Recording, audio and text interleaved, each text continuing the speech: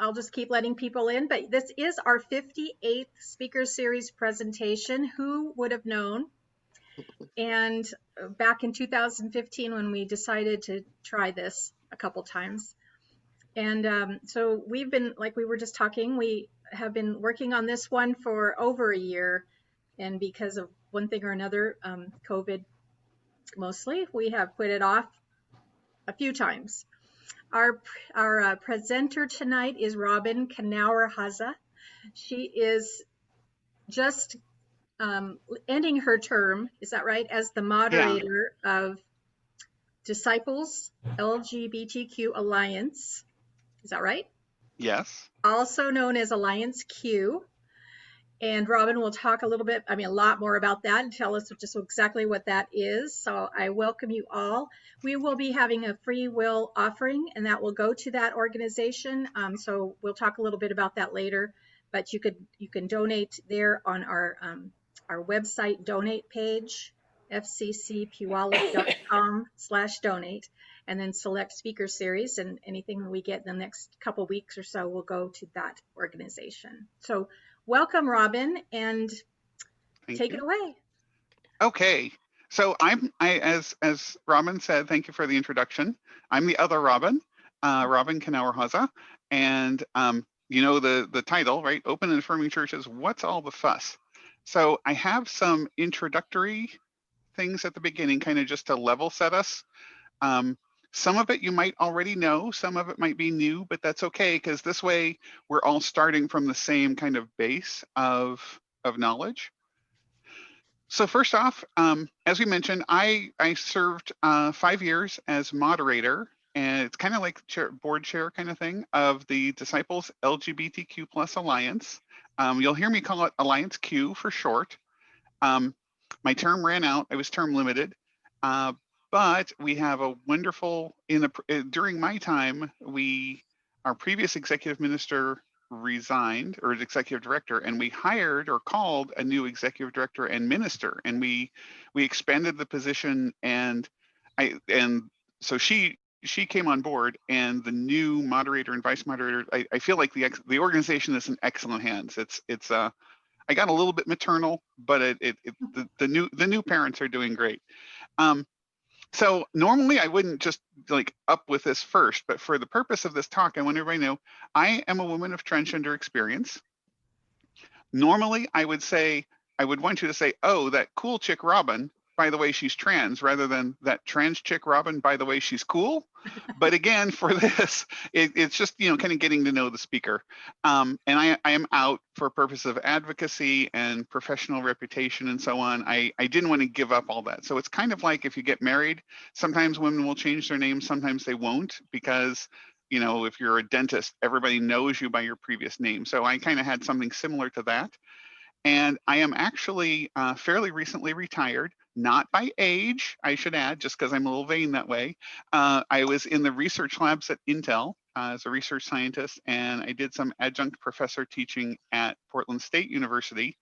And the point of that is not to sound important or whatever, but I hope you'll notice that I love to share information. I enjoy learning things. I enjoy learning about people and interacting.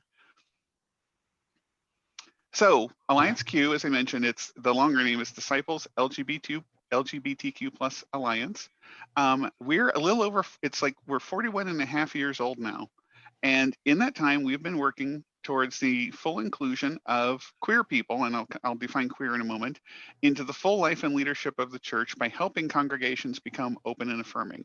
So we work very tightly with the denomination Disciples of Christ, but we are a separate group. We're not funded by them, but we have wonderful working relationships and so on with the denomination, with regions, with seminaries and so on, as an active part of the Disciples of Christ, the Christian Church Disciples of Christ. Our hashtag, which you'll see, all means all, couldn't be any plainer. All just means all. So as far as the composition of the alliance, I put 210 plus because I reuse the slide sometimes. I think we're 214 or so now, Christian churches across the country and Alaska, even though they didn't make it into our little map. 3 seminaries, Bright, Phillips, and I'm forgetting the third now. I'm so sorry, especially if you went there. Three Christian church seminaries are affiliated ministries. The Northern California region joined as a region on their own. 5 different ministries of the general church, including the Benevolent Association and Chalice Press and some others.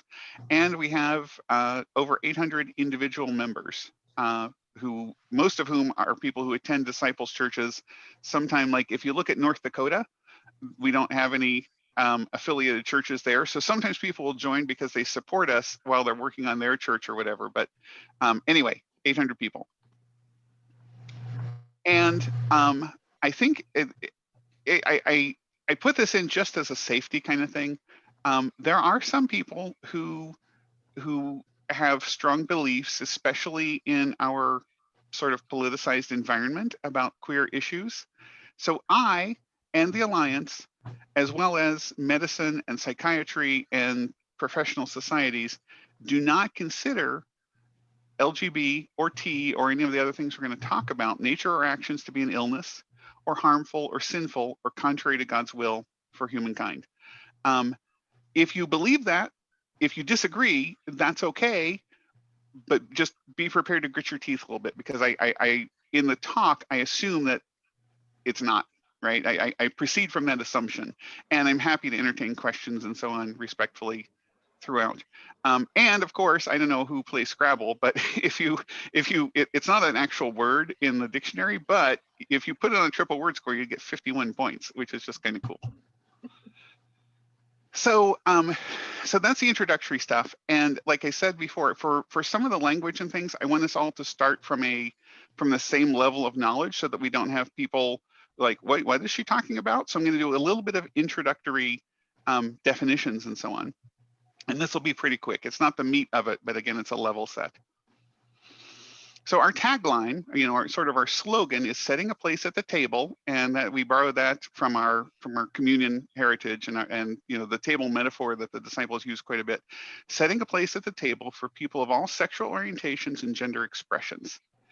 And the thing is, well, what exactly does that mean? Sexual orientation and gender expression. Again, some people are familiar, some people may not.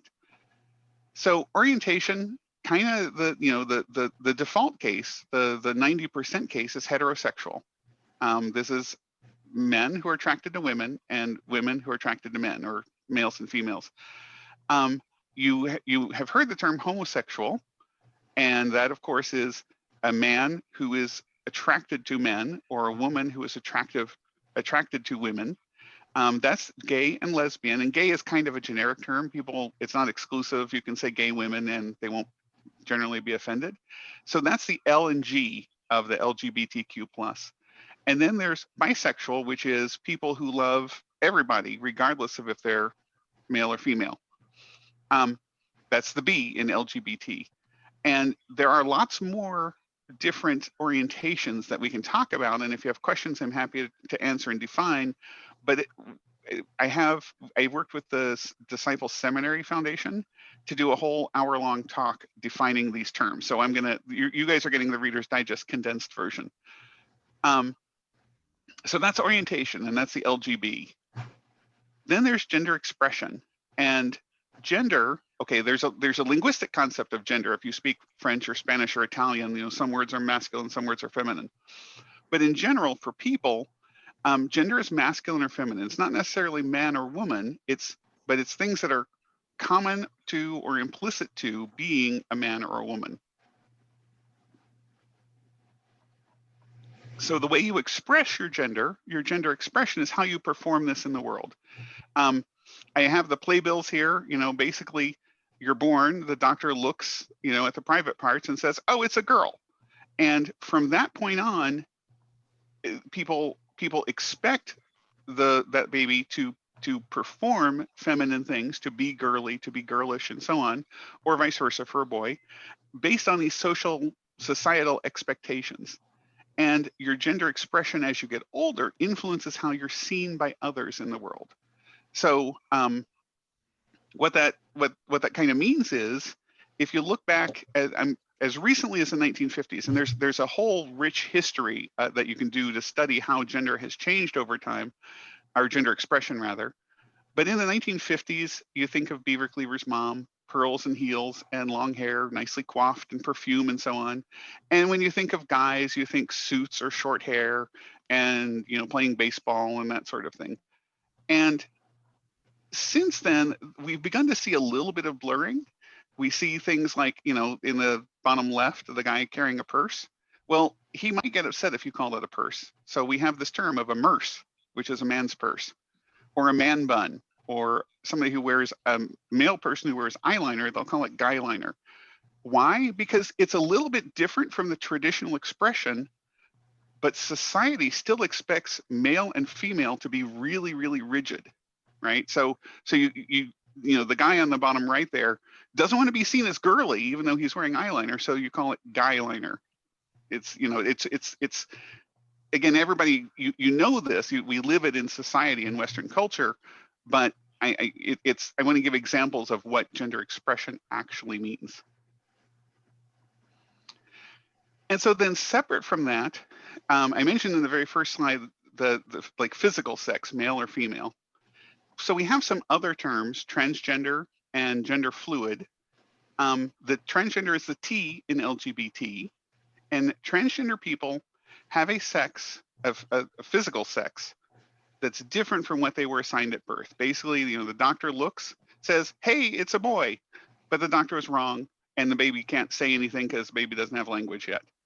And so when somebody is transgender, it means that, you know, their birth certificate, well, you can change your birth certificate, but they were assigned at birth, the doctor said it's a boy, but they know that they're female. So again, as far as gender expression with society's expectations, people will adopt a gender expression congruent with their sex. So I have long hair, right? I don't have long hair, or if I were a man, I could have long hair still. But people, transgender people will often, but not always, pick up on their internal innate gender expression. The easy way to remember this and to think about it is trans women are women, right? You can say assigned male at birth. Jerry Springer would say, oh, they used to be a guy. That's not really true. I mean, there's subtlety here, but fundamentally, trans women are women, trans men are men. And if you keep that in mind, so much other stuff just becomes pretty straightforward. And then the other term, and the G here, gender fluid, doesn't really get an acronym, but I wanted to bring it up as a sample, is gender fluid people. And this is especially common among young people now, where they'll say, you know what, I feel like I'm going to wear a dress today, and I feel like I'm not going to wear a dress tomorrow. And so it can be a case where they will mix gender expression.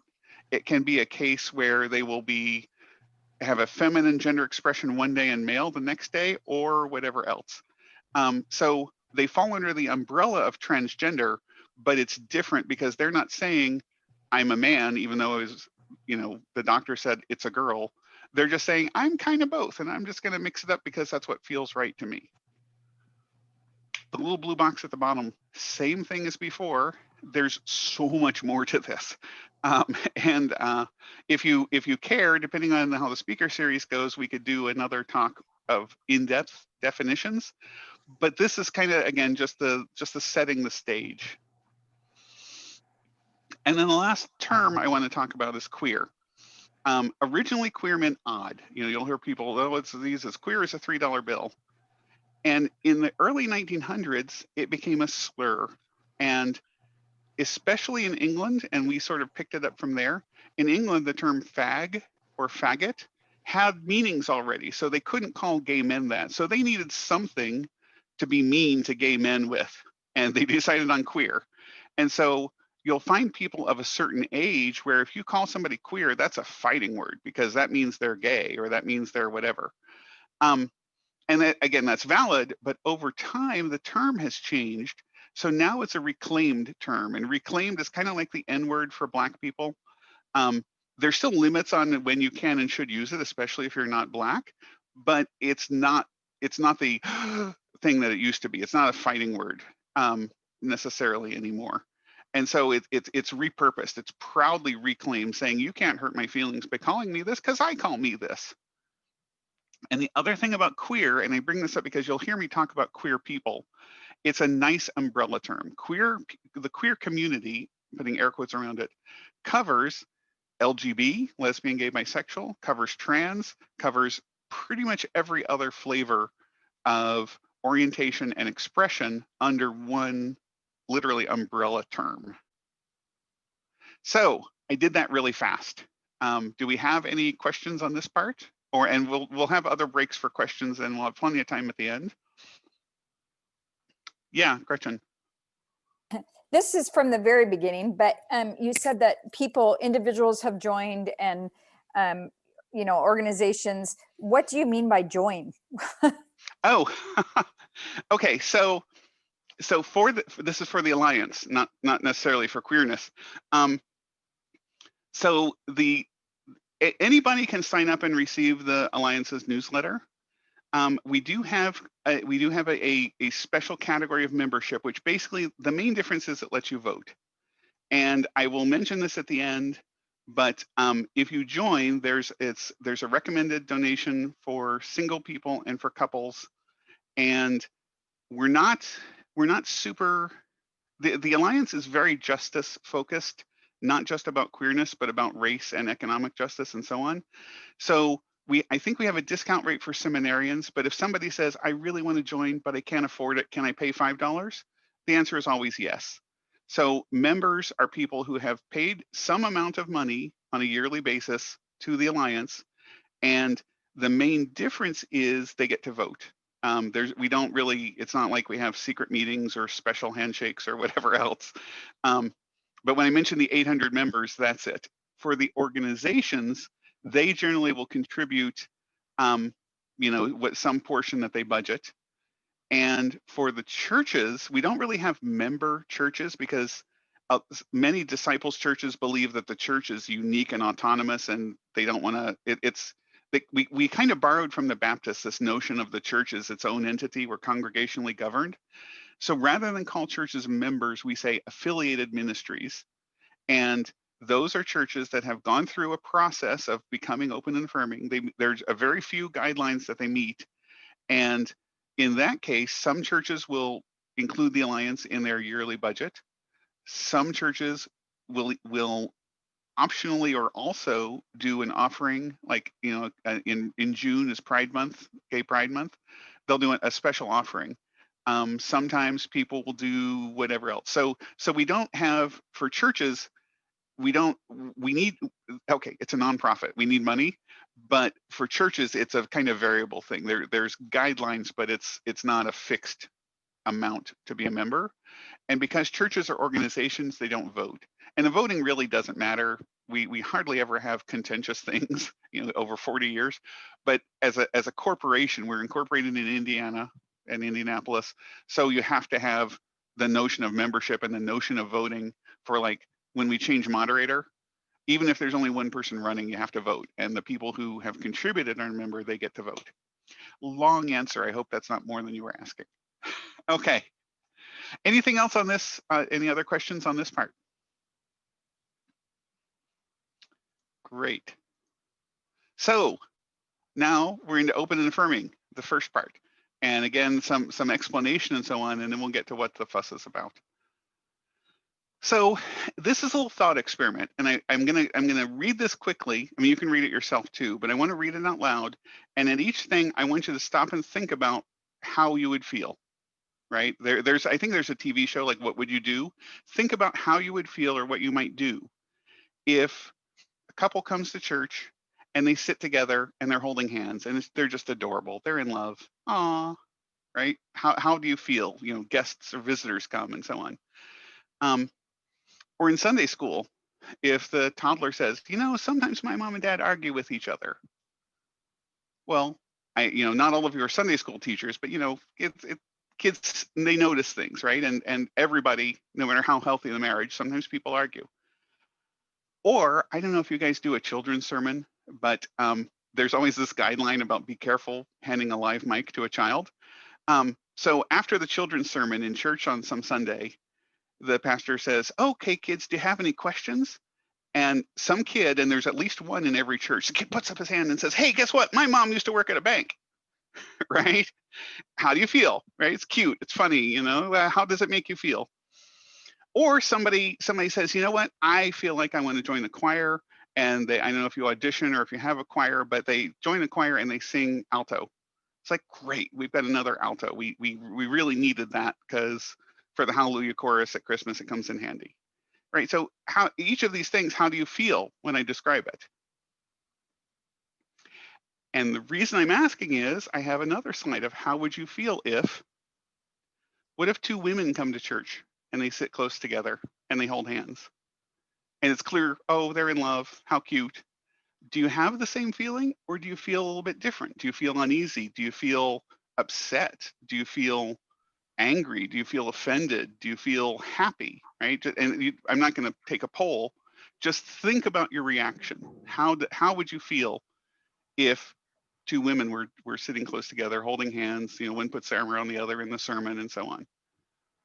Or in Sunday school, you're teaching the same class and the little kid says, sometime my mommies argue with each other. Not my parents, my mommies. They have two moms. How would you react? Do you say, oh, that's wonderful? Or do you go, ooh, wait, what, huh? Or do you say, do you mean that? How do you, what feelings does it bring up in you when you hear this? Or there's a children's sermon in church. And again, every church has the one kid, sometimes more. Pastor says, do you have any questions? And the kid shoots his arm and says, guess what? My mom used to be my dad. What do you do? What do you think? What do you say? Do you laugh? Do you go shh? You know, how basically what does it bring up? What's your visceral emotional reaction to this? And last but not least, and you may have noticed, I do not sing mezzo soprano. What if, but I also don't sing bass, but what if a woman joins the choir and it turns out she sings bass? And she has to, you know, and the choir director says, okay, stand over there with the men, because that's where the basses stand.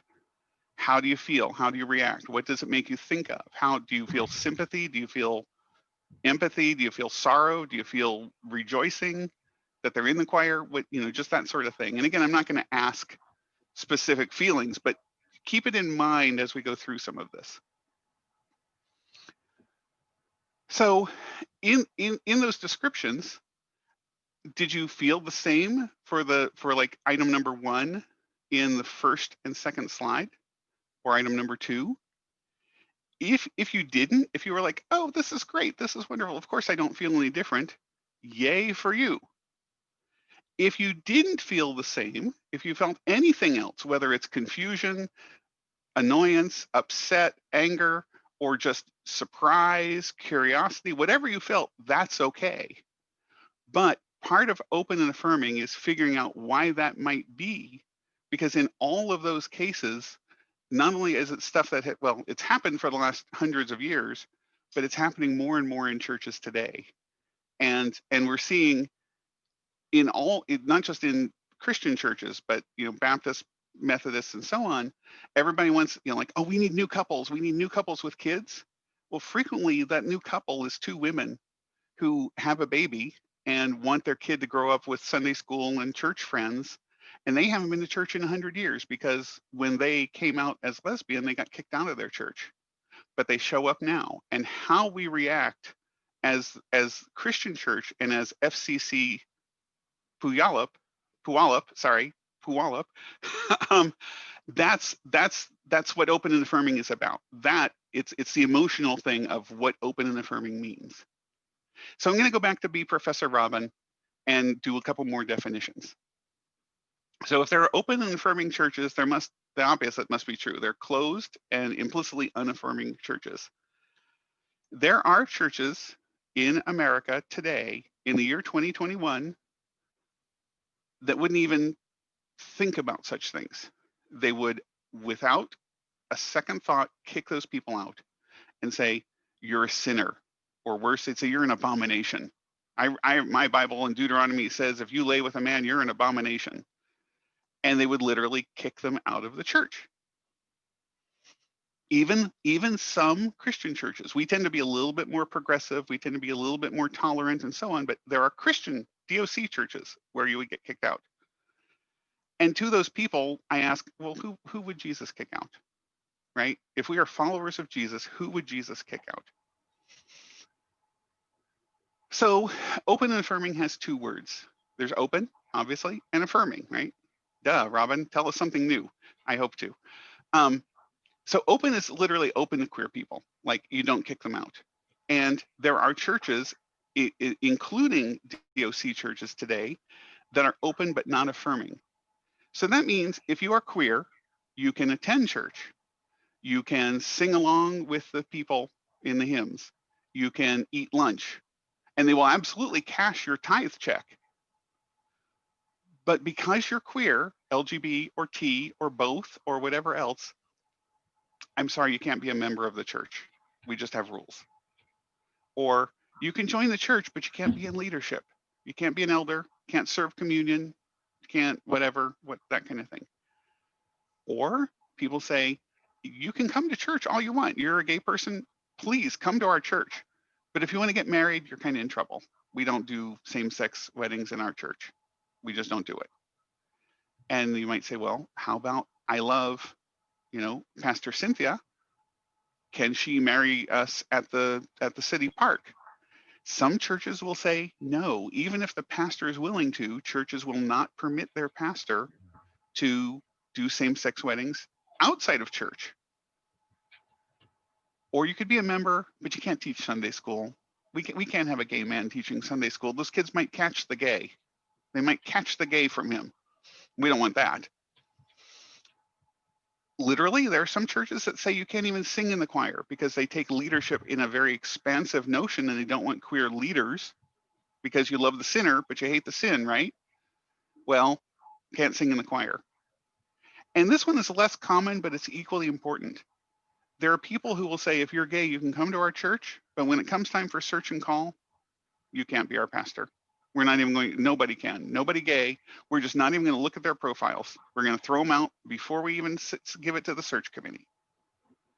And these are examples, and I'm belaboring each one because I want to spend a second, again, thinking and feeling for you personally and for your church, where are you on these issues? Because it's an important thing to consider for the whole question of open and affirming and what all the fuss is about. Question. Yeah. I think in general, for the main Christian church, is that when you talk about gays or you see gays of any shape or form, that ultimately you're concerned that's opposed to what the Bible overtly states in such cases. And God in the Bible, as currently stated anyway, appears to be cut and dried that this and that are sins of a gay man or a lesbian woman. That's sinful, and God will judge them accordingly. So I mean, I think that's the basic concept that most people would think, and then they would be judging the actions or their opportunities in the church accordingly. Mm-hmm. I appreciate that question very much, and I have two parts to the answer. One part is I have slides for that, so hang on just a second. But before we get there, the other part of that is, because love the sinner, hate the sin comes up quite a bit in these areas. There are, without, I don't mean, please take, I don't want to be confrontational at all. This is a discussion in love. But do people feel the same way about divorced adults in the church? That's a sin. Be a husband of one wife. And yeah, there's a couple outs in the New Testament, but fundamentally that's a sin. Or what if somebody has a tattoo? Do you judge them and say you can't be an elder if you have a tattoo? Because in Deuteronomy it's very clear that a tattoo gets the word abomination too. Well, at least cover it up. Well, yes, and see, and that's a very interesting point. And let me just two other things, but let me come back because these are excellent questions. The other thing is, and again, people will occasionally say we're not under old law or that kind of thing, but again, in the early times, you couldn't have a bacon cheeseburger because you're not allowed to mix meat and milk, which is a totally reasonable thing for God to tell people 10,000 or however many years ago, because bacteria, right? They didn't know about bacteria, but God told them that. But today, if somebody had a bacon cheeseburger and wanted to come back to church afterwards, do you judge them because they mixed meat and milk? Or, there are lots of prohibitions in the Bible for various reasons that we don't judge people for. And I'm not saying that you should judge those people, but I am sort of saying that if you're going to judge gay people, like a gay man, because he is married and has loving relations with his husband, you have to kind of think about, where do we draw the line? Because a bacon cheeseburger, a tattoo, these things are just as bad. And they're less, biblically, there's less controversy about what it means. Today, it's perfectly okay to have a tattoo. I live in Portland. I'm unique because I don't have a tattoo. Everybody here has a tattoo. But do I judge them? Do I tell them they can't sing in the choir because they have a tattoo? Whether or not they cover it up, I don't know. And the other thing I would add, and like I say, there is a part 2 that we'll come to in a minute, but the other thing I would add, when you say cover it up for a tattoo, one of the things that people will say is that if they're an open church but not an affirming church, is they'll say, oh, you can come here if you're gay, but I want you to cover it up. Don't act gay. Don't kiss your husband. Don't hold your hands. Don't bring your partner, that kind of thing.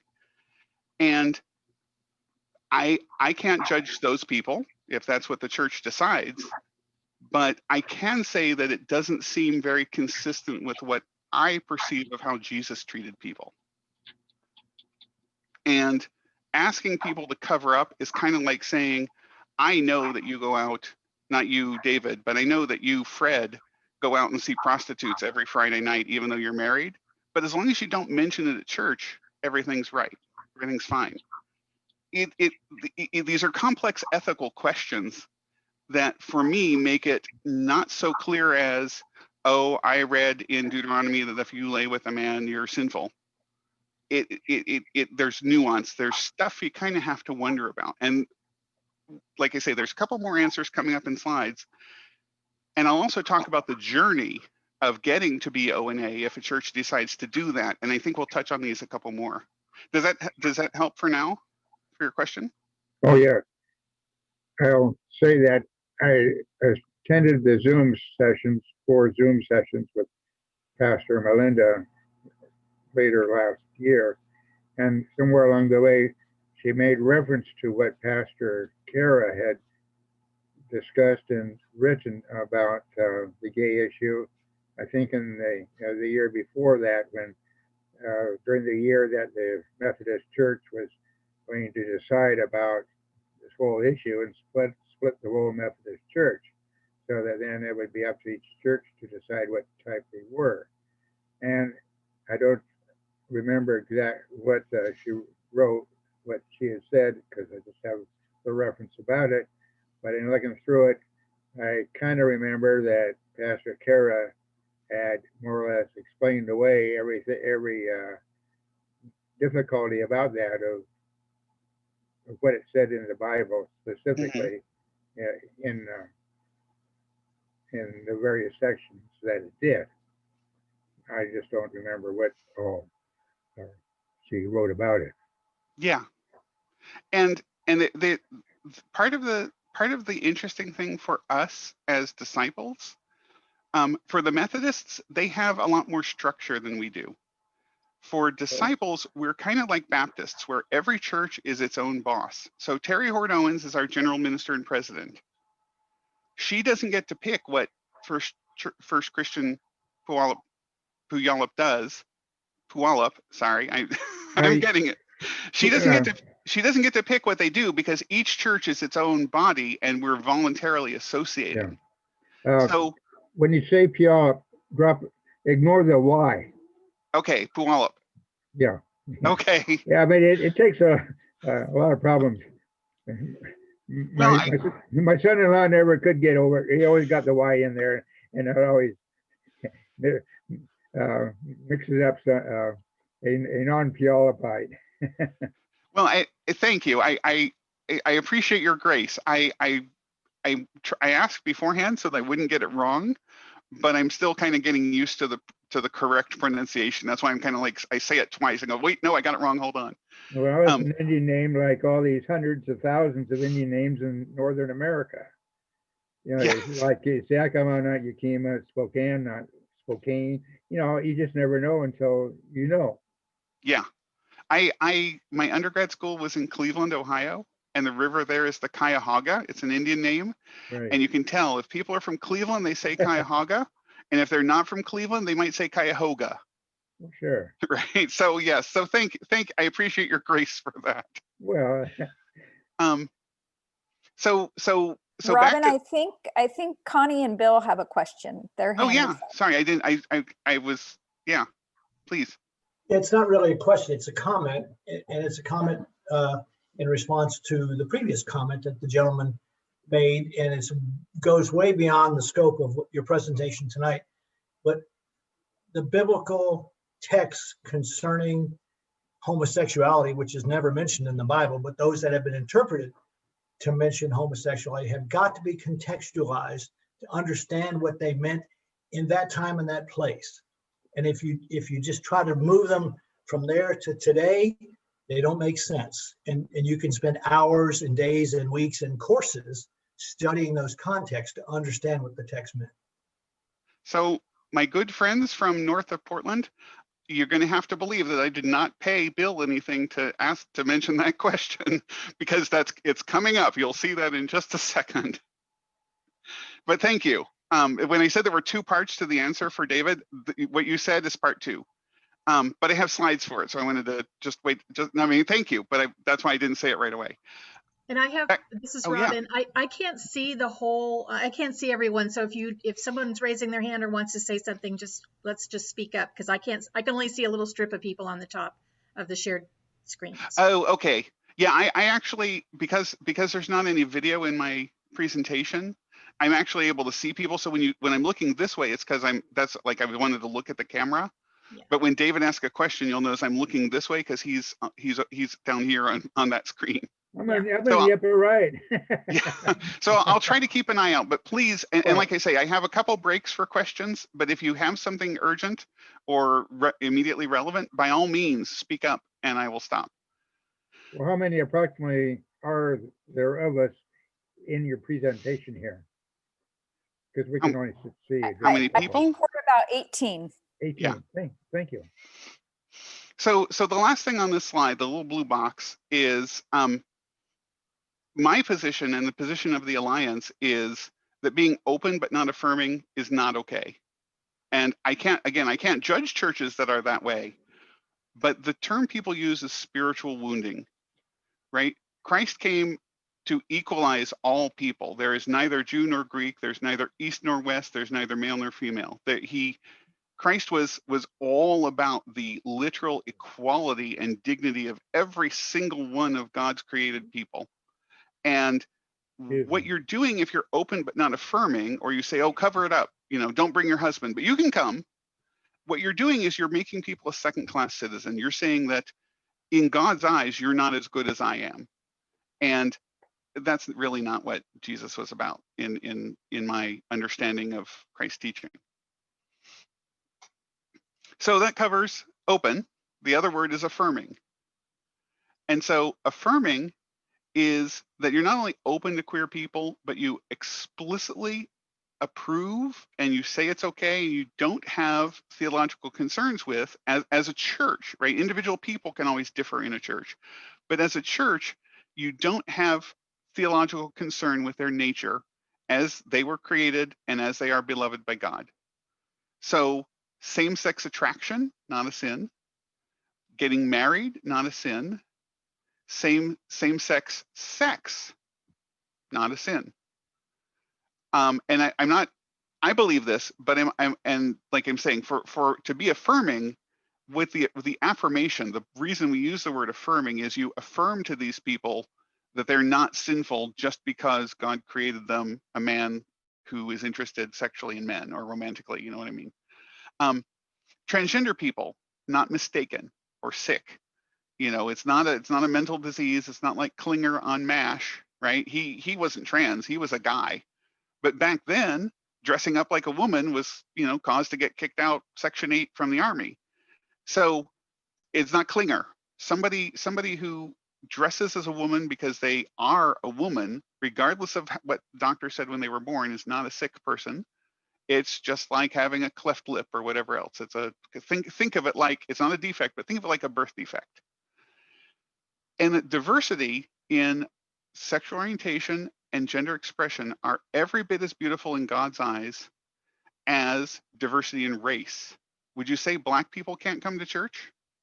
Well, actually, there might be some left, but the reason we have American Baptists and Southern Baptist churches is because they disagreed over whether Black people could come to church. I mean, it's more than that, but in essence. Or diversity in hair color. I see a whole bunch of different hair colors here, natural and artificial. No offense to whomever it is, because I have colored hair too. But you know, diversity in height. God didn't. God created us in God's image, but God didn't make us all clones of each other. This diversity in thought, in looks, in height, in left-handed or right-handed is all part of the glory that God put into our universe when God created this universe. So why would we treat diversity in orientation or diversity in gender expression any differently than we would treat these other things in God's eyes? They're all part of what God created for the universe. And a little blue box for this one, not who would Jesus kick out, who would Jesus love? And, you know, he sat down with a Samaritan woman and asked for a glass of water. And there's a verse that says, for the Jews did not like the Samaritans. And I was in a seminary class where the professor said, that's like the biggest understatement in the Bible. The Jews hated the Samaritans. They were evil. They were horrible. They were unclean. But what did Jesus do? He sat down next to an unmarried Samaritan woman and he drank water and he talked to her. Who would Jesus love? I think he would probably love me as a trans woman the same as he loves anybody else. So this is something where, you know, I've mentioned it in the presentation that this doesn't happen immediately. It doesn't happen overnight. We have, as disciples, we have people from all different backgrounds. We have people from all different theological backgrounds, upbringings, races, cultures, and so on. So becoming open and affirming is not a ding, look, you're O and A. It's always something that's going on. It's always something that you work on and you get better at and you learn and you live and so on. There's not one path. Sorry, there's not even a specific path. There's just the path that you're on.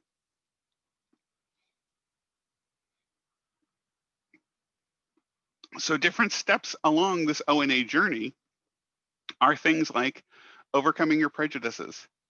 You know, if you hear queer and you think that's a horrible thing to call somebody, you know, maybe you know, well, you know, that the language has changed and I'm going to adjust my expectation because I know that queer people aren't mad. They call themselves queer.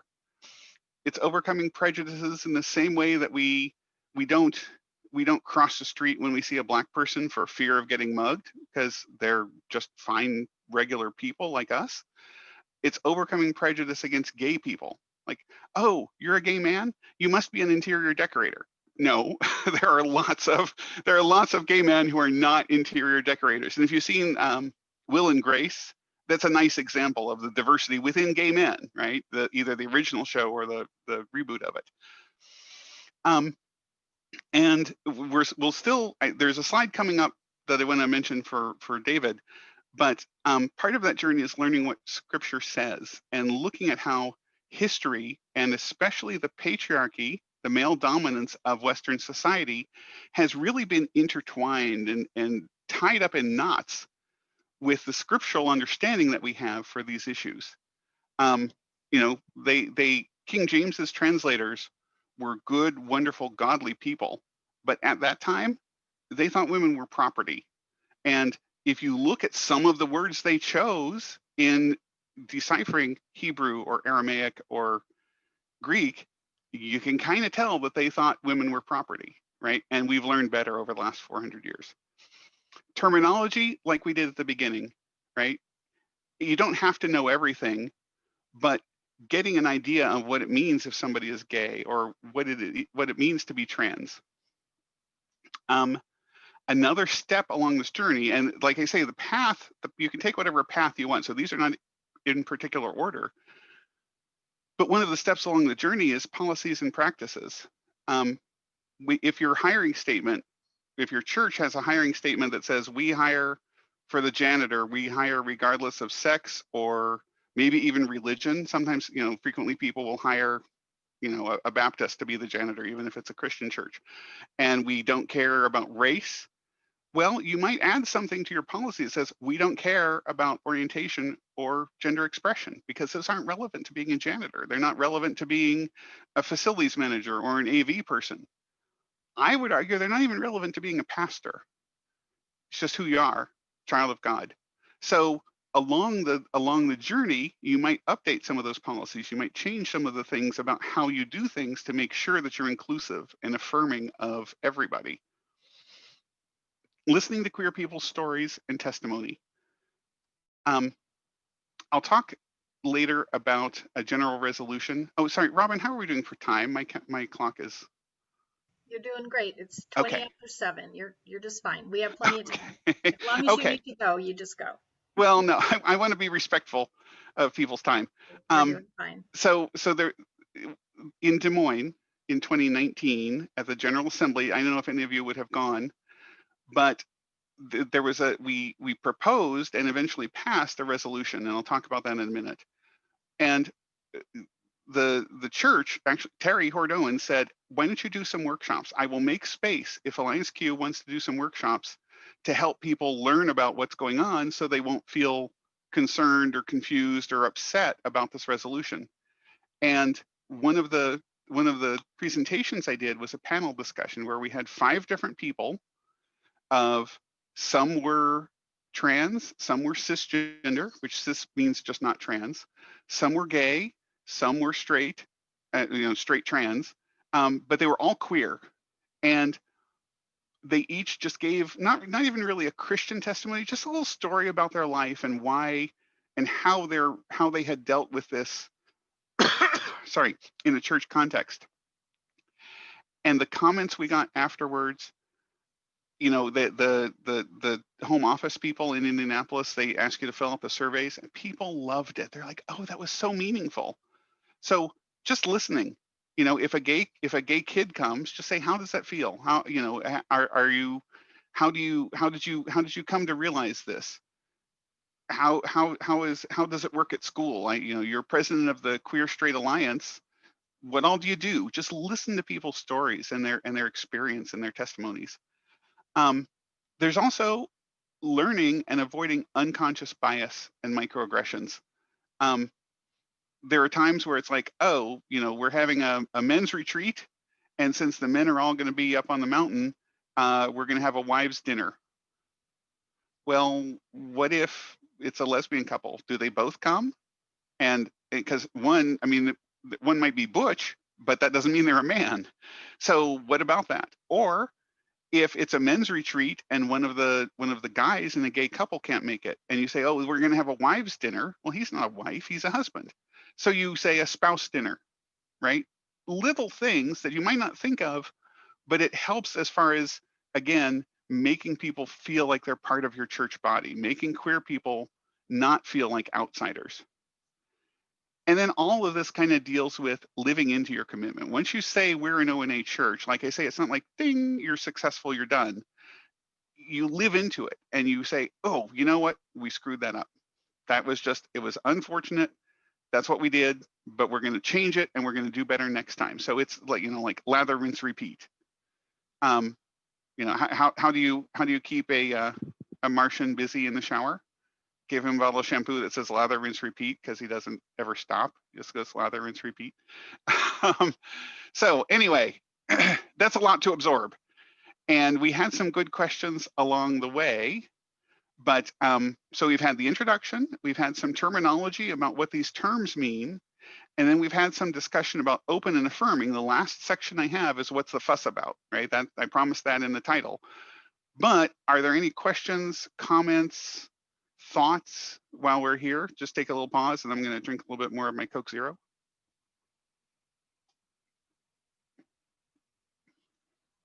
David, you're on mute, but I see you talking.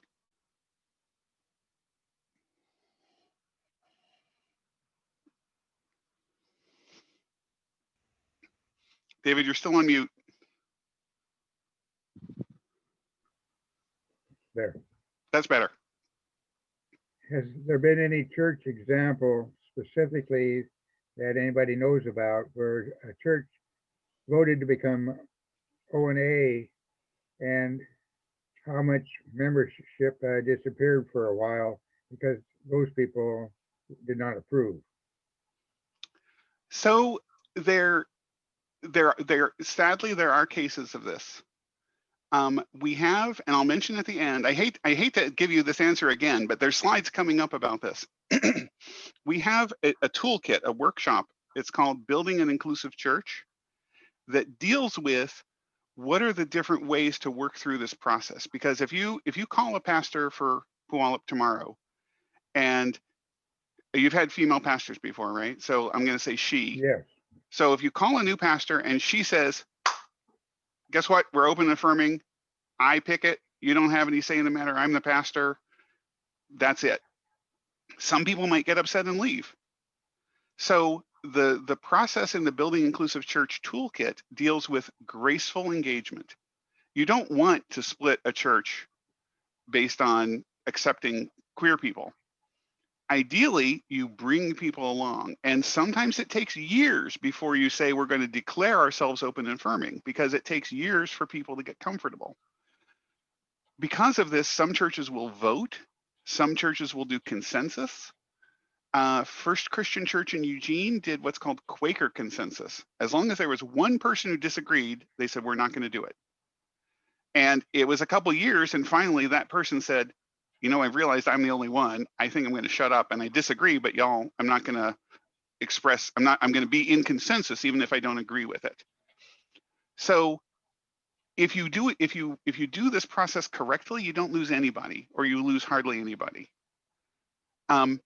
There are different speeds that churches go at. So for my church, for First Christian Church of Portland downtown, they had been open and affirming in practice for 25 years, right? They had, like, the organist was gay. It was just not an issue. But we still went through a process because we wanted to make sure people were comfortable, that they understood what we're doing, ideally that they agreed with what we were doing, and not like, okay, go ahead, I'm just mad. But I mean, hopefully they would come to realize the theological basis to be okay with it. So there have been cases where 3 people leave or 10% leave or something like that. But if you do this process correctly, nobody leaves, or hardly anybody leaves, because it's not a dictatorial, we're going to vote, and if you're not in the majority, you can just go pound sand. It really is let me talk to you about this. Let me, what are your concerns? Let's do a Bible study. Let's do a reading group. And you bring people along, not coercively, but persuasively, to help them see in the same way that you bring people along to help them see the gospel and decide to be Christian. You can't just like order somebody to be saved. No, it's a process. Well, this is kind of the same thing. So is that what you're? Yes, that helps. Yeah, and basically, if you do this process and half your church leaves in a huff, you did the process wrong. That is not our goal. We believe very strongly that you should work towards this, but we don't believe that it should be a tear your church apart thing, because a church is family, it's relationships, it's fellowship, it's Christian siblings. And you never want to, same, just like when you talk about the color of the choir robes, you figure out over time, how do you make everybody be okay with it? So you know, even if they're grudging, they're willing to go along for the ride.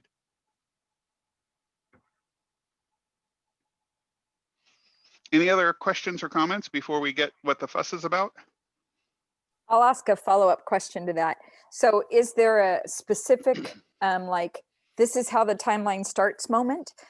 Because I know in our congregation, many of us have been wanting to start the process for a long time. But from what you just said, I'm like, well, we've had at least 2 speakers now that are helping us learn and understand and grow. So does that mean I can feel good that maybe we've started the process?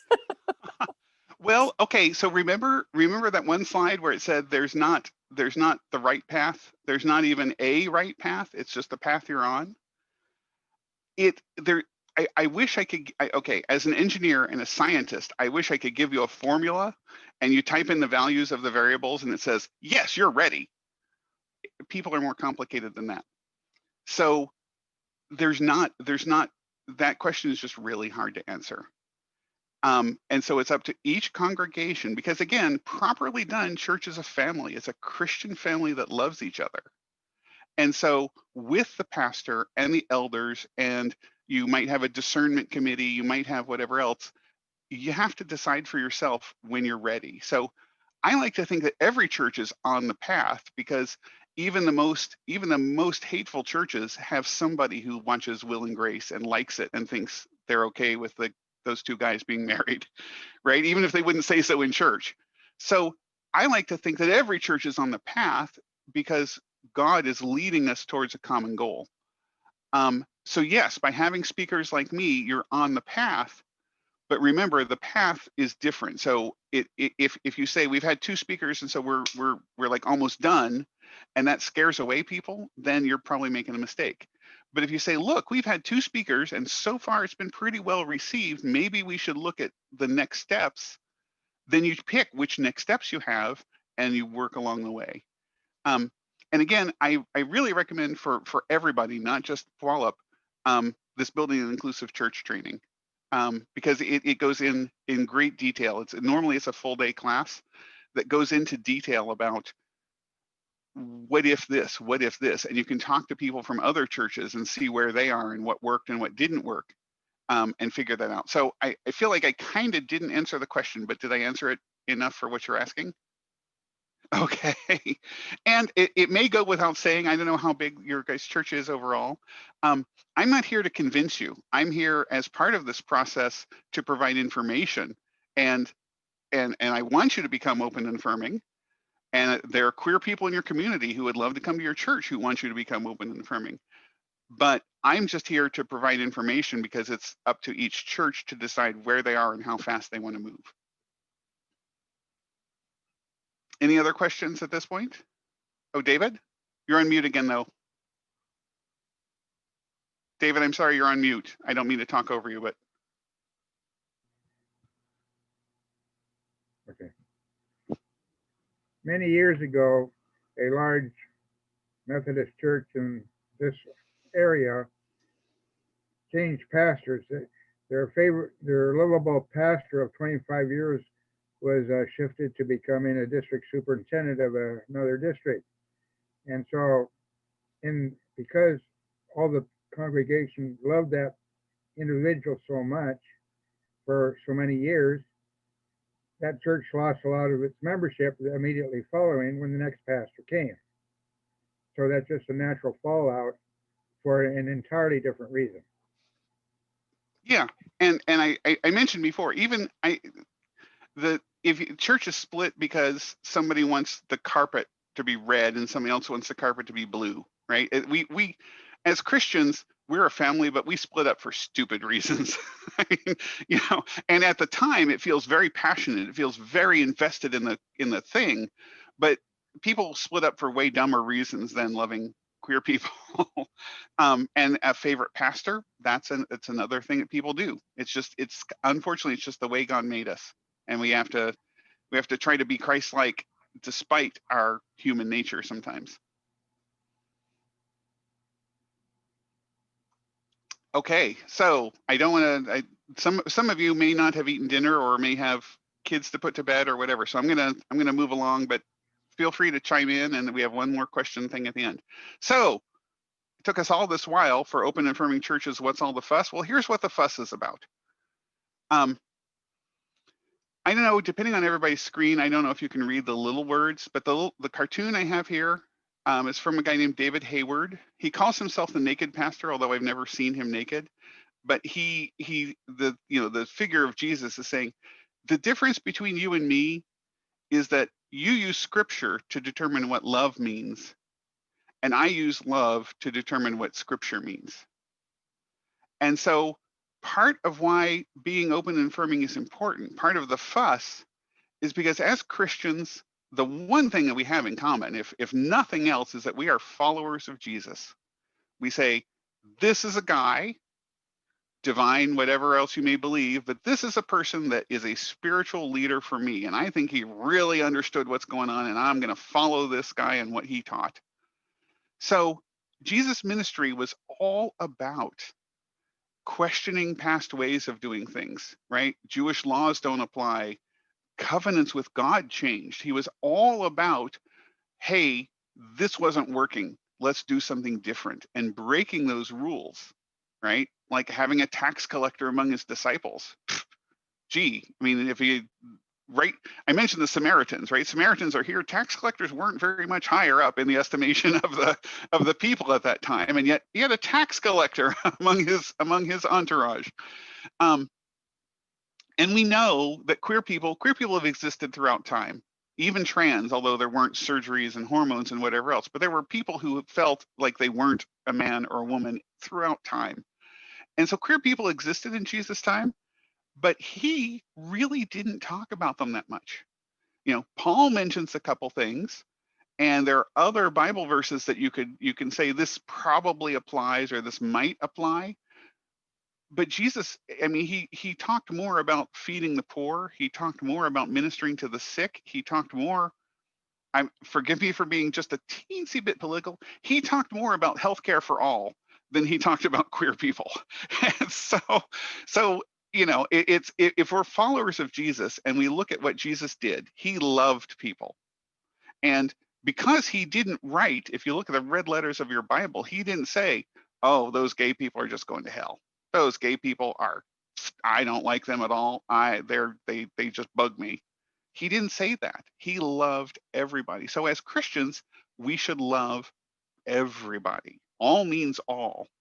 And so as clearly in my theology, but I think really if you really look biblically at what the New Testament says, what Jesus told us to do, it's worth making a fuss about, because Jesus loved everybody, just unconditionally.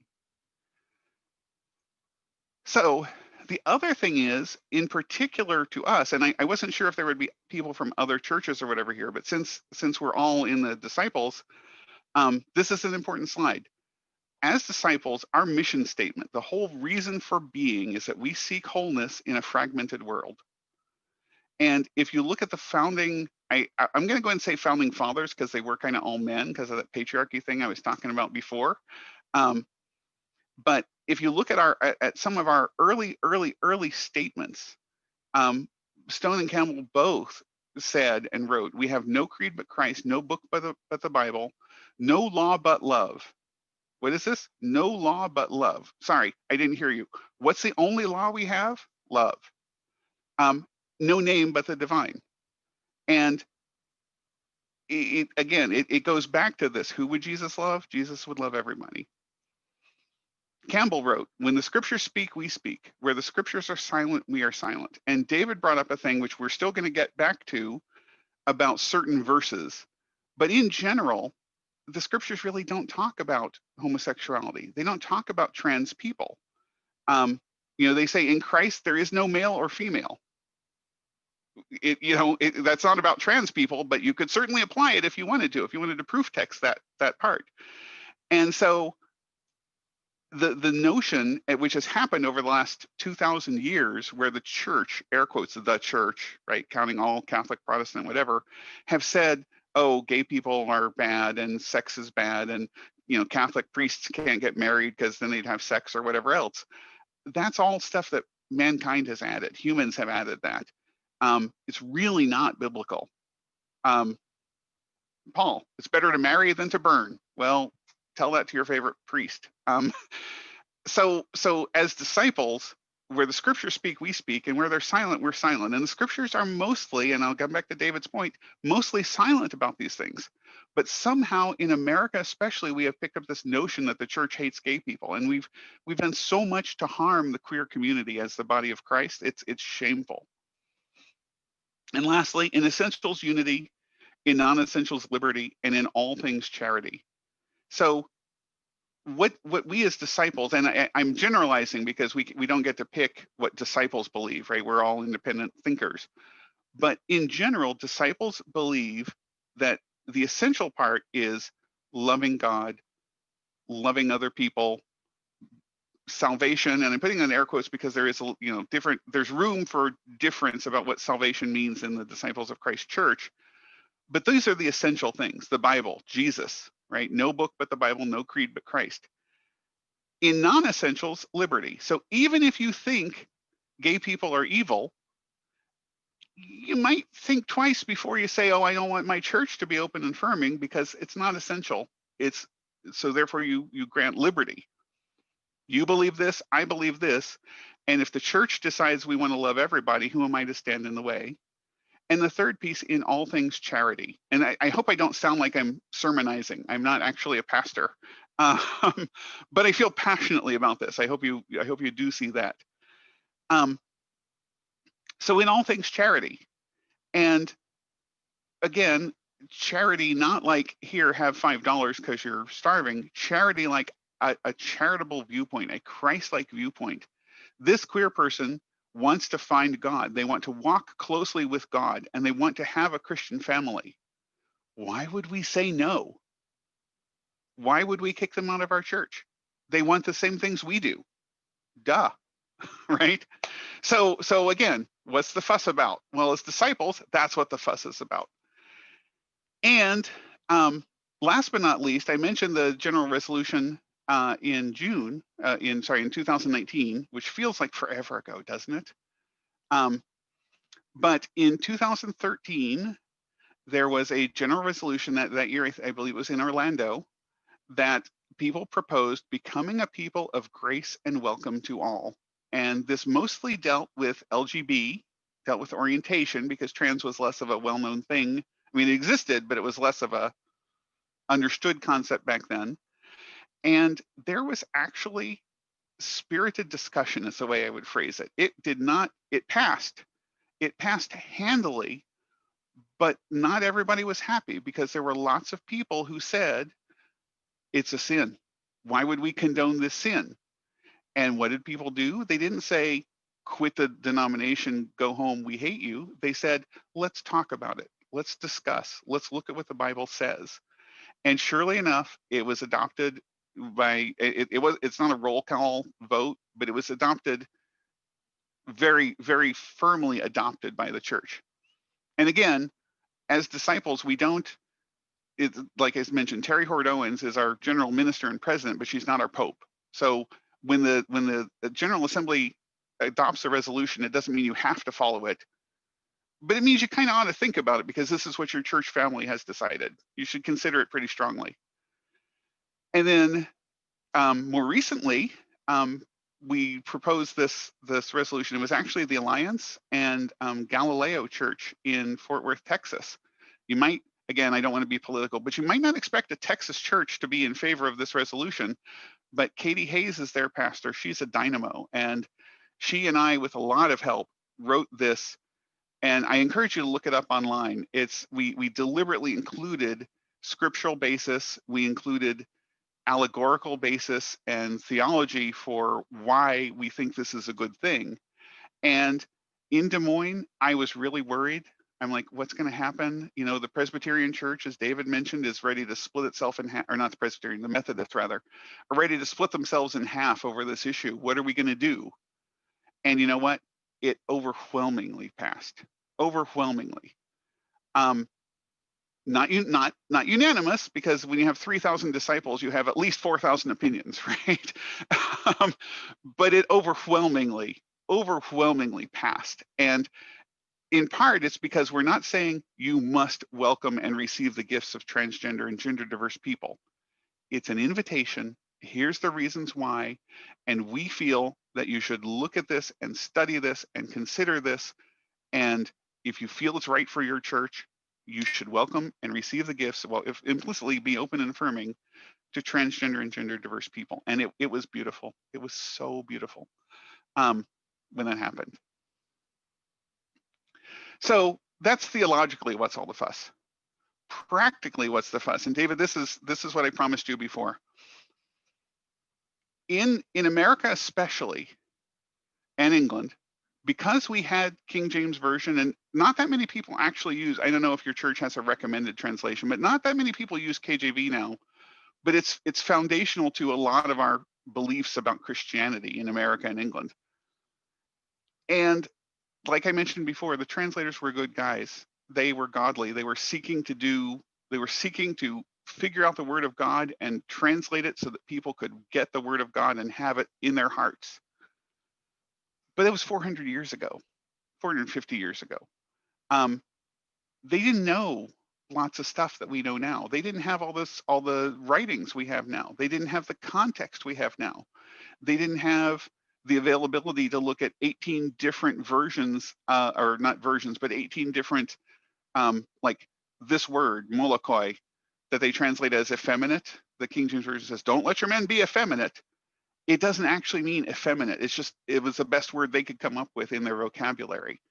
So with a 2,000-year-old lens and a history of women are property, Black people are inferior because they're Black, you know, the everything that was going on then, and the lack of understanding of science and the lack of understanding of hormones and endocrinology in the human body, they did the best they could. But the King James Version is really just not, I hope I'm not offending anybody, it's just really not that great. And people get addicted. My grandfather, I kid, he's passed now, but I kidded with him because he read the KJV the same way Jesus did. And he literally, I didn't use the KJV, and he would say, Robin, what does your Bible say about this? I'm like, it's the Bible, it says the same thing, but for him, KJV was it. And if you weren't reading KJV, you were apostate. Well, you know, I can't argue with that. You get to pick what you believe. But I would certainly, if King James came back from the grave and hired me to translate, I would pick different words than they did, because I live in the year 2021. And I'm not saying the Bible is not true. I'm not saying KJV is wrong. I'm not saying people who believe this are wrong. I'm saying that the Bible is a phenomenally complex book about a mysterious God. We are not God. We're created in God's image. We're this pale little echo of the majesty and complex nature that is God. As a research scientist, I'm trying to figure out why God made the universe the way he did, because God was pretty good engineer and scientist, and I'm trying to figure out, like, I want to learn from God. But God is mysterious. God did not give us all the answers. And we have taken, over 2,000 years, we have taken some of the smartest people that have ever existed on this planet, and we have put them through seminary, and we have said, figure this out for us. Tell us what this means. And you know what? They don't always agree, because it's a complex, mysterious book. So I'm not saying the Bible's not true. I'm not saying when you read, if a man lies with a man, he should be put to death. That I'm not saying the Bible is wrong. I'm just saying the way you're looking at that, as Bill, I think it was, as Bill mentioned, you look in the context of what's going on in the world at that time. You look at what the original words mean in Hebrew or Greek or Aramaic. You look at all these things together, and you go, you know what? I think that verse about a man lying with a man doesn't really mean what I think it does. what people think it does. And I can't tell you what to believe, but I can sure sit down and try to explain to you why I changed my mind about what that believes or about what that means. And there are some clobber verses. There are 6 or 8 with things like a man lying with a man, or don't let your men be effeminate, or that sort of thing. We call them clobber verses because Christians will take those verses and bam, clobber queer people over the head with it. In each case, there is reasonable. You don't have to stretch your mind. You don't have to twist over backwards and contort like a circus clown. There's totally reasonable explanation of what it means and why the common perception of what those words mean is wrong. It's just not what God's trying to tell us, to the best that we know. And that also could be a 4-hour presentation, which I won't do because some of you want to go to bed tonight. What I will do is point you at this book called God and the Gay Christian. It's by Matthew Vines. I do not get a commission from Matthew. I've met him. We've been on the stage together, but he doesn't pay me anything for recommending it. But it's a really good, it's scriptural and it's theological, but it's totally accessible to lay people. You don't have to have a master's in divinity or a doctorate in theology to read it and understand it. It's really good about looking at, does God mean don't have 2 men together, or does God mean don't have extramarital relations, for example, right? That loving, committed, same-sex partners, really, these clobber verses just don't apply. So, like I say, I'm not a salesman for that book, but I do recommend it highly. And then the last thing, for why is there all this fuss? Part of what God calls us to do, part of what Jesus calls us to do, is minister to the world, to make the world a better place. And even the disciples' churches are not very well prepared to minister to queer people. So even if you say, I've got a lesbian couple in my church and they join the church and we love them and they're like sisters to me and so on, when they get beaten up because they held hands at the rodeo and they come to the pastor may not have had that situation before. I mean, you can say, oops, whatever, but the church, pastors and Christian family, if you haven't been a lesbian holding hands at the rodeo, you don't know how mean people can be. And so we're just not prepared. What does the pastor say? What are the verses? How do you help that person in their time of need? How do you help them make sense of random violence? We're good at doing that for, well, okay, there's no explanation for war, but we're good at saying, here's war and here's why God permits things to happen, and this is, how it fits into the big picture. But people don't get it. It's like, unless you're queer, you don't know how people randomly hate you because you held hands with a woman at the rodeo. And I'm not picking on the rodeo. It's just a good example because I know a couple that got beaten up at the rodeo, and so on. Or, youth pastors. Lucy comes up and says, Pastor, I'm feeling like I want to have sex, but I don't know if I'm ready yet. Youth pastor kind of knows what to say, right? They've dealt with that question before. But Lucy says, Pastor Justin, God knows I'm a boy and I know I'm a boy. What do? How do you minister to this person? You can be loving, you can be accepting, but part of this open and affirming, part of the fuss about being open and affirming is you learn the unique needs that need meeting. And as Christians, not just pastors, but as Christians, our job, again, in how I see Jesus talking to us, is to help meet those needs and meet people where they are and help the sick, feed the poor, and encourage the trans girl or the trans boy in this case, because they got a hard row to hoe, right? Dallas, Oregon is not going to let them use the locker room because they claim to be a boy, and Dallas, Oregon says you're not a boy. I'm sure there's equivalent things in Washington. It's just my local example. Or, Tom and Marcus, everybody loves them, and they've had this foster baby, and they're like, what, we're ready. We want to adopt a baby. In Georgia, the answer is, pardon my language, in Georgia, the answer is hell no. What do you do, right? It's different from a miscarriage. It's different from whatever else. And I mean, you can love the people, but part of being open and affirming is getting better at meeting these needs so that when somebody has a crisis, you can be there for them as a pastor, as a church family, and as a church ministering to the society at large. Okay, I feel like I'm sermonizing a little bit, forgive me. So that said, in summary, these are complex topics. I gave a quick, hopefully understandable, but not thorough overview. Society has been really rigid. You know, boys play with trucks, girls play with dolls, and if you're a boy who plays with dolls, you're a sissy and you're going to get spanked. I don't know. But Jesus and his teachings and what God tells us in the Bible in general, I really think leads us to a posture of being open and affirming. I think it's in the same way that you look at race and you say, if my church said black people couldn't join, I would be really upset. I would wonder about my church.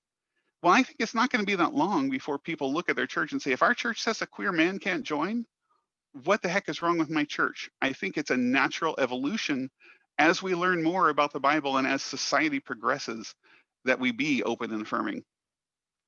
And as I said a couple times, so I'll be really brief here, there's not a single path. It's a journey. You learn, you listen, you teach, you advocate in society, and we don't do a lot of political stuff as Christians, right? As individuals we can. But when people talk about healthcare, or when they talk about the kid wanting equal rights to play sports or whatever, the trans kid, we should advocate for that kid. It's part of our duty to make the world a better place. We pray, we discern, and we grow. And it doesn't have to happen all at once. Some churches take 10 years before they declare open and affirming. Some churches do it in 6 months, and there's not a right answer. So the Alliance exists to help with this journey. We have the trainings. I mentioned building an inclusive church, topical speakers. Well, you might be experiencing one of those right now. We have peer support and clergy networking, so that if there is a youth pastor and Lucy comes up and says, hey, Pastor Justin, I'm a boy, and he's stuck, he can phone up or send an email to the Alliance, and we will say, oh, that's okay. 7 towns down, just down I-5 a little bit, there's another church where this guy had this concern and he got through it okay. This other youth pastor, talk to him, learn from each other, that kind of thing. We do virtual pulpit supply. I'll skip over for time reasons, but I mentioned it to Robin because you guys might want to take advantage of that for Puyallup.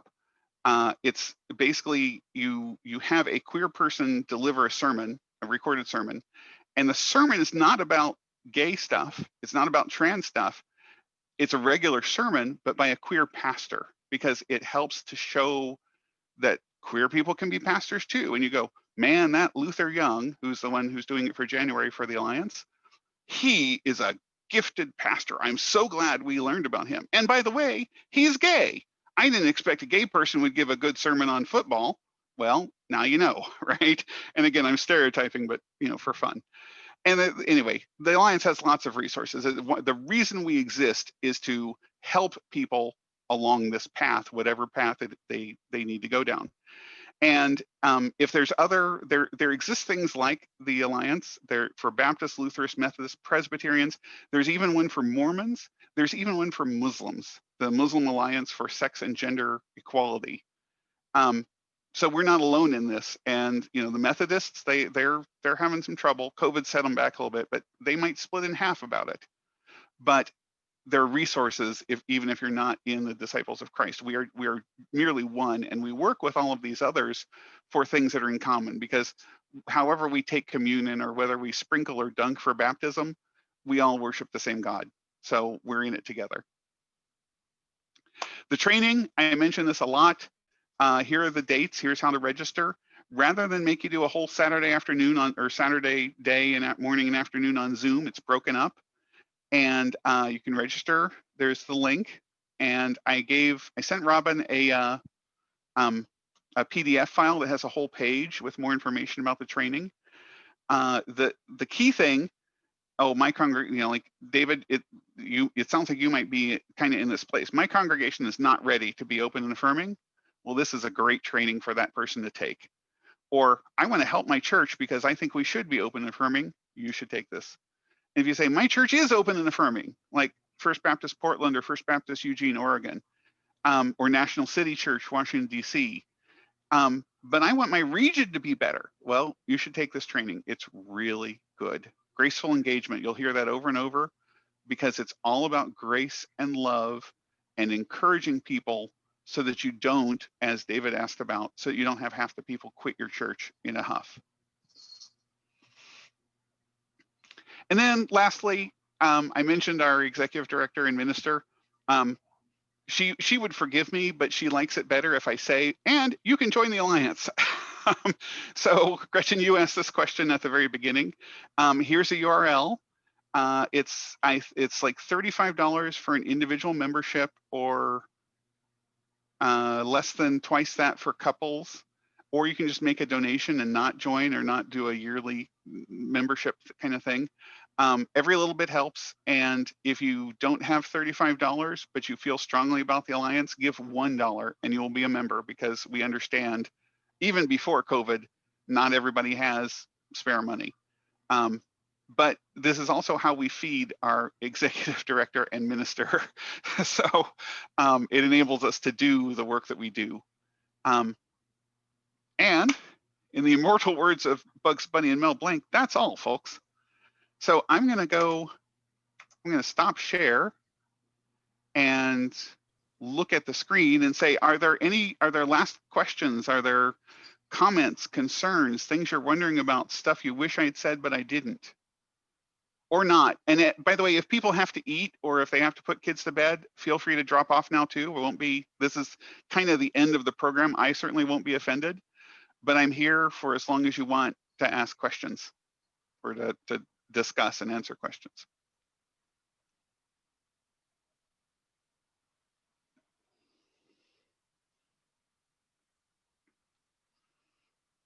Okay, I'm good, but I can't believe I answered every question that everybody has.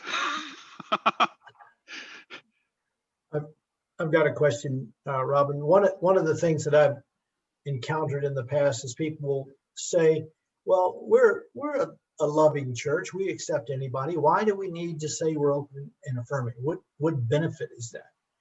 And trying to explain that there are people who have been burned by church, and if you put out a banner saying you're open and affirming, they know this is a safe place. Has that been your experience? Yeah, I think, okay, so I mentioned Pride Month. There is such a thing as gay pride or queer pride. You know, people, like Portland has a parade and so on, and our church is actually in the parade every year. Separate from just pride, what you mentioned, when you see people have been burned by the church, that I mentioned before, spiritual wounding. As the church, the bigger church, right, including Catholic, Protestant, and so on, so much harm has been done to queer people. People kill themselves because the pastor says they're not going to heaven. And so if you are just quietly open and affirming and you don't say anything about it, nobody will know. You will feel nice, and it's better than not being open and affirming.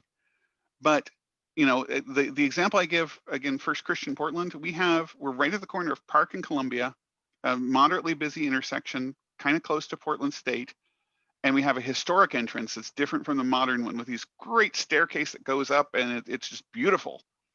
And on both sides of the door, we hang rainbow banners. And what that does is when the kid is walking down the street from PSU, or somebody is driving down the street home from the office building, they see that and they go, oh, look, that's a church with rainbow banners. I wonder if they would let gay people join. So it's not evangelism. Like, we're not trying to make anybody else be open and affirming, but we explicitly welcome people. And if you don't tell anybody, it makes it way harder for God to put people in your pew that you can minister to, right? God says, oh, Frida is wondering about whether or not she's gay. She needs a church family, and she loves me. God says she loves me, and I love her, and I want the best for her. Well, God can put her in whatever church, but it's way easier if she sees a rainbow banner and knows that she won't get kicked out. She won't get told she's going to hell. She won't get beaten up like she did at the rodeo. So again, everybody has different levels of comfort, But part of fully, completely living into that open and affirming thing is talking about it, right? We are in the parade. And it's not just us. Portland is very gay friendly. So there are other churches too. But you know what? When you are walking down the street in a gay pride parade, people, even if they're not Christian, even if they're not whatever, people cheer. Like they shout and clap and applaud and sing along because they love seeing Christians who aren't, well, like the stereotype of Christians, right? I'm going to pick on Southern Baptists just because they deserve it. But you know, people think about Christians and they're like, oh yeah, that's those uptight people who, you know, they if you even mention drinking a glass of wine, they'll be mad at you. So if you're gay, well, no chance. Well, they see a church, they see a Christian church, and they may never come to our church. They may have a relationship with God, they may not. But man, the crowd goes wild. And when we go past, it gets quiet because they don't care so much about Intel or Freightliner being supporting gay people or queer people, but they see a church and they're like, whoa.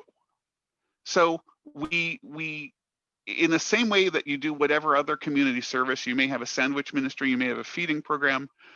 Our First Christian Portland kind of has a queer ministry. We offered we offered, but now we host the Northwest Queer Chorus.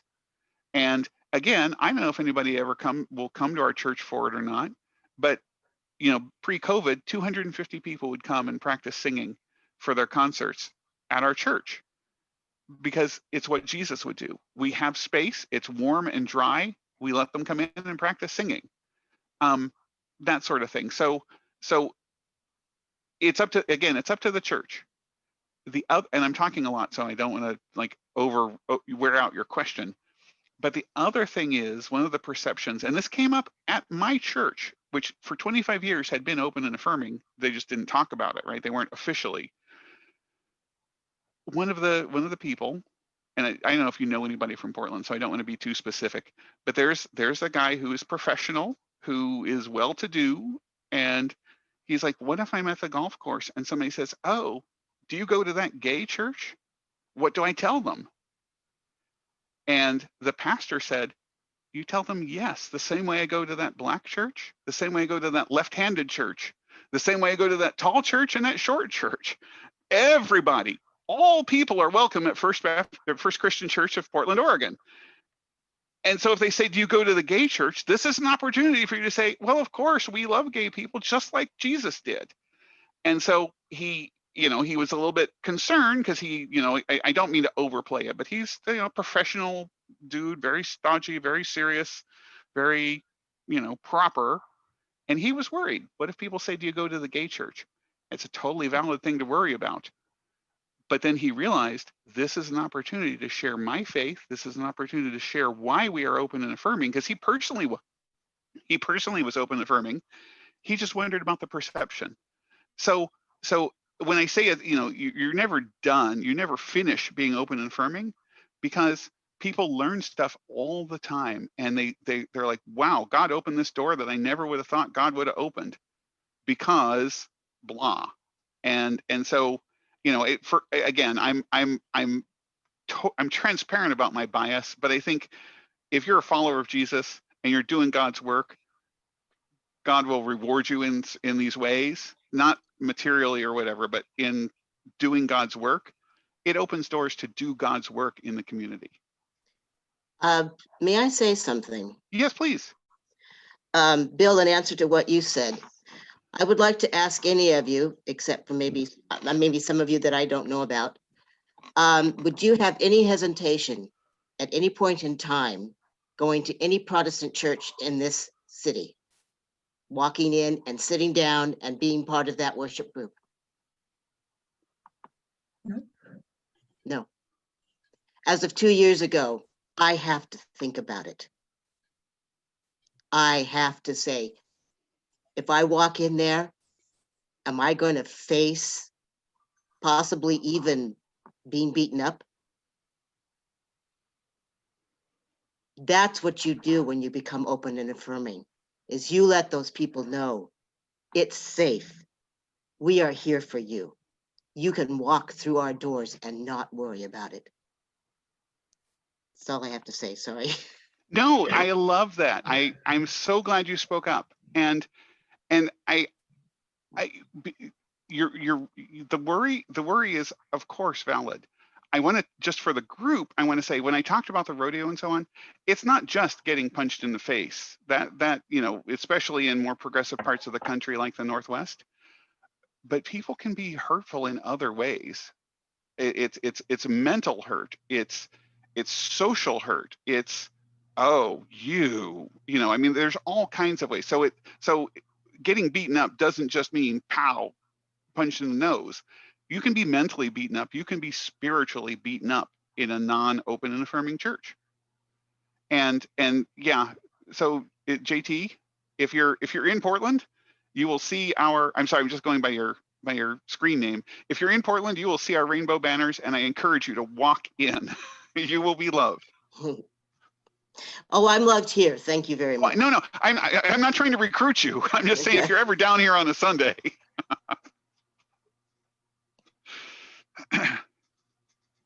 Any other comments? Or thank you. I mean, sharing that is a certain vulnerability, but sharing it helps people realize, the way you said, do any of you think twice before you walk into a church and sit down? A lot of people, the answer is no. And part of becoming open and affirming is listening to stories like JT's.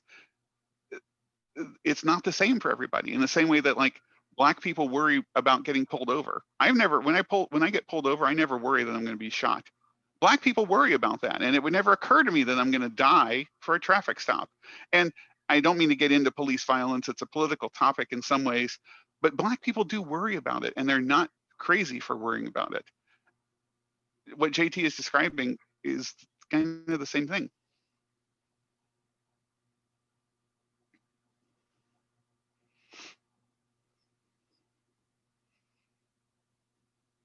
Ray Smith, you're kind of doing this ghost thing because of your background. When you move a certain way, your head disappears. So I'm glad you're with us 100%. Yeah, it's just I'm in a terrible place. I got a mess behind me, and I'm trying to hide it. I totally understand. It's a Zoom thing. I wanted to. You hadn't said anything. You had been kind of quiet, and every once in a while I noticed, like, I can still see your shoulders, but your head just, like, if you lean this way, your head disappears. I'm just listening. I'm total agreement with you. Yeah. Anyway, I just wanted to comment. It's a fun Zoom thing. So anybody else? I just would like to thank you. I have really enjoyed listening to you, and now I have to leave, but I really wanted to thank you. Well, thank you. It's a joy, and it's a ministry. It's part of why I volunteer with the Alliance. Part of why I do this is to try to help make things better for other people. And so I appreciate your attendance, and I appreciate your attention, and I appreciate you giving, an hour and a half or whatever of your time, because time is precious. So I thank you for attending. And Linda and David, thank you from our congregation too for being visitors. And I hope that you feel welcome. And Roberta, I hope that you guys come back. And it's nice to have other people, because we want this to be for the community. So we're glad you're here.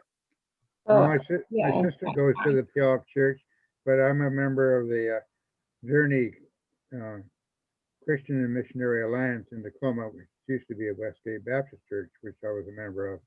I was a Methodist in Sumner for 28 years there too. However, as far as a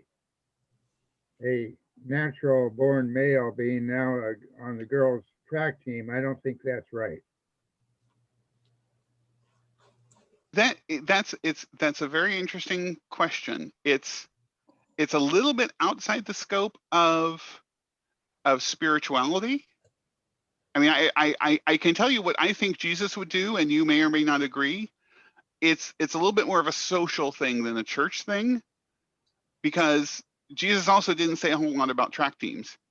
But I do know that in church, as far as how I conduct myself theologically, I feel very strongly. And the question of a track team or whatever else, it would be, we can, we can have a glass of beer or a glass of wine or beer or something and discuss that sometime if you want.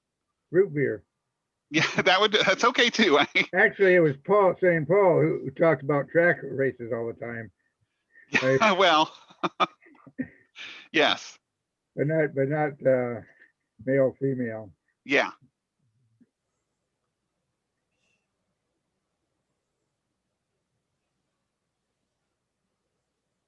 So, ma'am, it just says Freeman, so I'm not sure who that is. How are you tonight?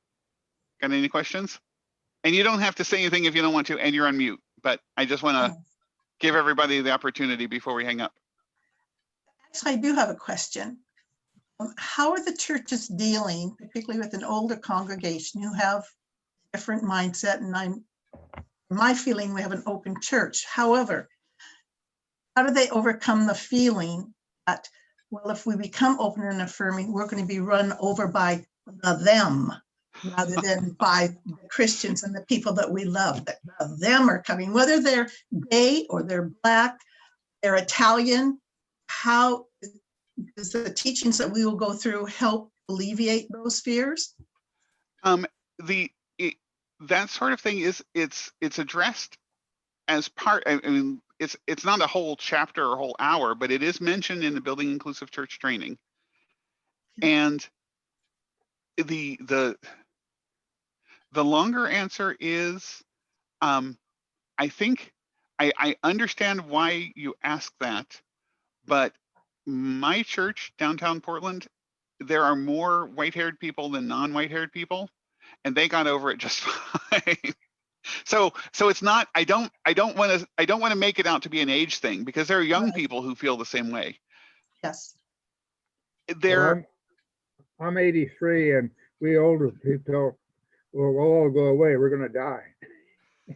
Well, hope not. I think there's still a lot to contribute to the church, but in particular for your question, I think it's a process, and in the same way that there was a process. I mean, if somebody is, I mean, if you were an adult in 1964 when the Civil Rights Act was passed, you don't have to be that old to know about separate drinking fountains for white and Black people and lunch counters and all that kind of thing, right? We just had Martin Luther King Day, and there are still racist bigots in the world.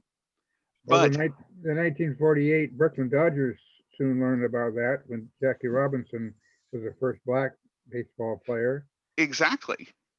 And so I really think, I mean, I won't do a whole sermon, and I teach computer science. I don't teach theology, so I'm going to stay away from too much of that.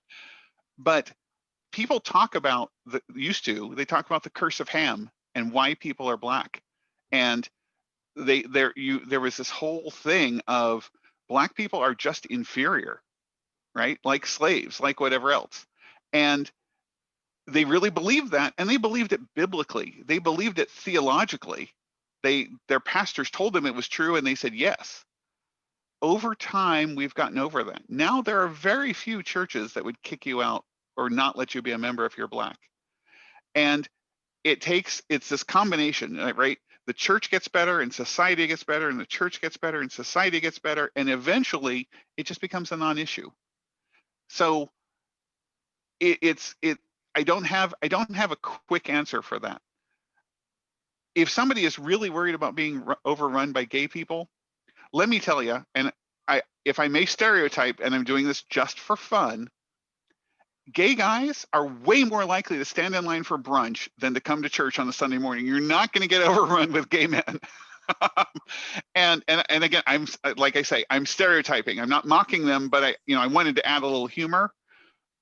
But you know, if the gay people did overrun your church, would that be so bad? Because they may be young, they may have money to help the building fund, they may have gifts in teaching and administration and the same spiritual gifts that non-queer people have. So overrun, most churches want to grow. So that's why I don't mean to make light of the question, right? But it's if that's their biggest concern, then tell them don't worry about that. Just pray about being okay with one gay person. And if you have 150, you can deal with that problem later. Thank you. Make note of your notes for their respond by. Yeah. So I think we may be close to wrapping up. I'll give Robin, sorry, I put a thing about in the chat window, you can download a PDF file about building an inclusive church training if you want to go. It's very convenient. You can sit at home as long as you're not tired of Zoom. I encourage you, at wherever you are in the process personally, it's really a worthwhile training, and I'm skeptical about these things. So Robin has a copy of that she can give you also if you don't get it from the chat window. And I will, well, you have my email address, Robin. If anybody wants to follow up or has questions, it's COVID tied, and I'm retired, but I can't afford to be retired forever. So eventually I have to get a job. But for now, I have time. I'm investing in nonprofits and doing that sort of thing. So if you have questions, want to follow up, I would be happy to exchange email, set up a Zoom or a phone call if I can help you answer questions or help whatever else. I would love to link up. Thank you, Robin. Thank you. Very good. Thank you so much. Yeah, time Thank is you. precious. You guys gave up more time than I did. I mean, in total, we all gave up the same amount of time ourselves, but I really appreciate the turnout. I appreciate how willing people are to learn and be interested. I wanted to say that I think I just responded to a chat message to you, Robin. I wasn't telling you to wrap up really quick, just so you know that. But I do want to thank you so much for being here. It was worth the wait and the rescheduling and the issues that we had. I've learned a lot, and I hope everyone else has, and we know where to find you if we need more information. Yeah. I want to remind everybody of the free will offering that we're taking for AllianceQ, and you can go to our website, fccpuyallup.com/donate, select speaker series, and I was going to say something else, but or you could write a check to the church and just write speaker series or AllianceQ on the memo. Write it out to our church, FCC Puyallup. So thank you, Robin, and thank you for what a great turnout for attendance too. I'm really thankful for that, and I know we've learned a lot. And I think I've been to the Building an Inclusive Church training, but I think I'm gonna try to go again. It's been a few years, so thank you so much. I think everybody's glad to have had you, and now we have a new friend. So thank you so much. And we'll be back next month with another speaker. I don't remember who, but correct. We're going to have someone from the United Way of Pierce County next in February. So watch for information. With COVID, I'm not really traveling so much, but the next time I'm in Seattle on a Sunday or coming home from a short weekend or something, I may pop in. I love making that connection and meeting people and visiting churches. So and I may see you again in person right now. So find us. Yeah, no, I know. Yeah, that's what I mean. COVID is not but you know what I mean. I'm just. Yeah, I hope to meet you in person. Thank you so much. Yeah. Thanks, everybody. Remember, Robin, it's Puyallup. Say it like you live there. Puyallup. Puyallup. Okay. Puyallup. I will practice.